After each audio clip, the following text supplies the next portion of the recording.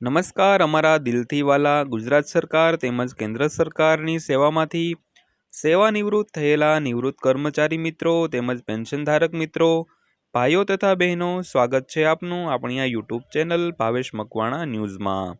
તો બધાને જય શ્રી કૃષ્ણ, જય માતાજી, હર હર મહાદેવ. તો મિત્રો, આજના વિડીયોમાં આપણે વાત કરવાના છીએ પેન્શન વધારો પ્લસ બાકી ડીએ એરિયર્સ વિશે. તો આ મહિનાના અંતમાં તમામ પેન્શન ધારકોને સરકાર તરફથી મળશે બે મોટી ભેટ. તો મિત્રો, પેન્શનરો માટે અત્યારે જ આવ્યા છે સમાચાર. તો વિડીયોમાં વિગતવાર ચર્ચા કરવાના છીએ. તો વિડીયો શરૂ કરતા પહેલાં એક દિલથી નમ્ર વિનંતી કે જો તમે રોજે રોજ આવા સમાચાર મેળવવા માંગતા હો તો આપણી આ ચેનલ સાથે અત્યારે જ જોડાઈ જજો, કારણ કે આપણી આ યુટ્યુબ ચેનલમાં રોજે રોજ આવા જ વિડીયો અપલોડ થતા હોય છે. તો મિત્રો, શરૂ કરીએ આજનો વિડીયો. તો ડીએ હાઇક 2025. હોળી પહેલાં સરકાર કેન્દ્રીય કર્મચારીઓને સતત ભેટ આપી રહી છે. આમાં વધુ એક ભેટ ઉમેરવામાં આવશે. તો મોંઘવારી ભથ્થામાં વધારાની સાથે કેન્દ્રીય કર્મચારીઓના પગારમાં પણ મોટો વધારો થશે. તો કેન્દ્રીય કર્મચારીઓ માટે 6 મહિને સુધારેલ ડીએ લાગુ કરવામાં આવે છે. તો ગુજરાત તેમજ કેન્દ્ર સરકાર દ્વારા કર્મચારીઓ માટે મોંઘવારી ભથ્થા અને મોંઘવારી રાહતના દરોમાં દર વર્ષે 2 વાર સુધારો કરવામાં આવે છે. તો મોંઘવારી રાહતમાં સુધારો all India consumer price index એટલે કે AICPIના અર્ધવાર્ષિક ડેટા પર આધારિત હોય છે. તો મોંઘવારી ભથ્થું જાન્યુઆરી અને જુલાઈથી અમલી માનવામાં આવે છે, જ્યારે તેને જાહેરાત ફેબ્રુઆરી, માર્ચ અને ઓક્ટોબરમાં હોળી અને દિવાળી પહેલાં કરવામાં આવે છે મિત્રો.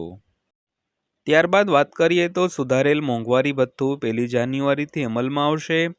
તો કેન્દ્રીય કર્મચારીઓ અને પેન્શનરોને હાલમાં 53% મોંઘવારી ભથ્થું અને મોંઘવારી રાહત મળી રહી છે.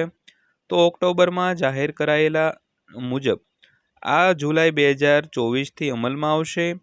તે જ સમયે આગામી વધારો હવે જાન્યુઆરી 2025ની અસરકારક માનવામાં આવશે, જેનો દર શ્રમ મંત્રાલય દ્વારા જુલાઈથી ડિસેમ્બર 2024 સુધીના AICPI ઇન્ડેક્સ ડેટા પર આધારિત રહેશે મિત્રો.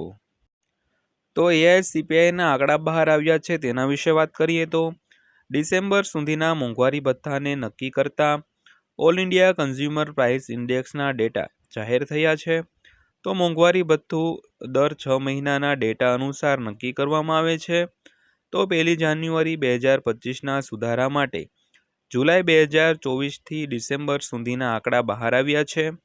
તો ડિસેમ્બરના આંકડા ઓક્ટોબર અને નવેમ્બર કરતાં ઓછા રહ્યા છે, એટલે કે ફુગાવામાં ઘટાડો થયો છે.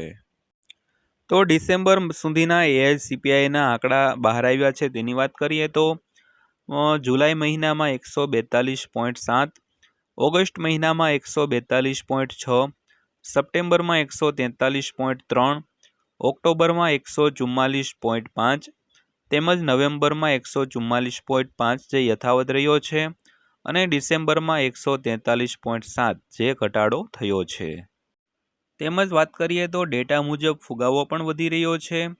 તો જુલાઈ 2024માં 53.64, ઓગસ્ટ 2024માં 53.95, સપ્ટેમ્બર 2024માં હજી માહિતી નથી, તેમજ ઓક્ટોબર 2024માં 55.05, તેમજ નવેમ્બર 2024માં 55.54 અને ડિસેમ્બર 2024માં 55.99. ત્યારબાદ વાત કરીએ તો મોંઘવારી ભથ્થામાં 3%નો વધારો થવાની શક્યતા. તો ડિસેમ્બર સુધીના AICPIના ડેટા અનુસાર મોંઘવારી ભથ્થામાં 3%નો વધારો લગભગ પુષ્ટિ થઈ ગયો છે. તો નવેમ્બરમાં ફુગાવાનો દર 49% વધ્યો છે. તે જ સમયે ડિસેમ્બરમાં ફુગાવાનો દર 0.44% વધ્યો છે. આવી સ્થિતિમાં ફુગાવાનો દર 55.99% પર પહોંચી ગયો છે. આને ફક્ત 56% ગણવામાં આવશે, કારણ કે જ્યારે આંકડો 0.50થી ઉપર જાય છે ત્યારે ફક્ત ઉપરનો આંકડો જ ગણાય છે મિત્રો.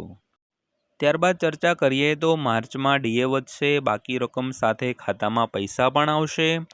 તો 26 ફેબ્રુઆરીએ કેબિનેટની બેઠક બાદ હોળી પહેલાં ડીએમાં વધારાની જાહેરાત થાય તેવી શક્યતા છે.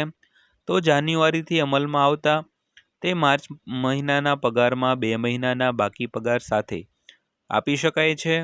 તો નવા દરો જાન્યુઆરી 2025થી અમલમાં આવશે, તેથી જાન્યુઆરી અને ફેબ્રુઆરીના બાકી ચૂકવણા પણ આપવામાં આવશે। તો આ વધારો 7મા પગાર પંચ હેઠળ આપવામાં આવશે। આનાથી 50 લાખ કેન્દ્રીય કર્મચારીઓ અને 65 લાખ પેન્શનરોને ફાયદો થશે મિત્રો। ત્યારબાદ વાત કરીએ તો કર્મચારીઓના પગારમાં પણ થશે જંગી વધારો। તો 7મા પગાર પંચ હેઠળ કર્મચારીઓનો લઘુત્તમ પગાર 18,000 રૂપિયા છે। તો 18,000 રૂપિયામાં 3% ડીએ વધારો કરવાથી 540 રૂપિયાના વધારાનો લાભ મળશે। તે જ સમયે મહત્તમ પગાર 2,50,000 રૂપિયા છે, જેના પર 3%ના વધારાનો લાભ 7,500 રૂપિયા થશે। તે જ સમયે જો કોઈ દર મહિને 15,000 રૂપિયા ડીએ મેળવી રહ્યા છે તો તે વધીને 15,450 રૂપિયા થશે।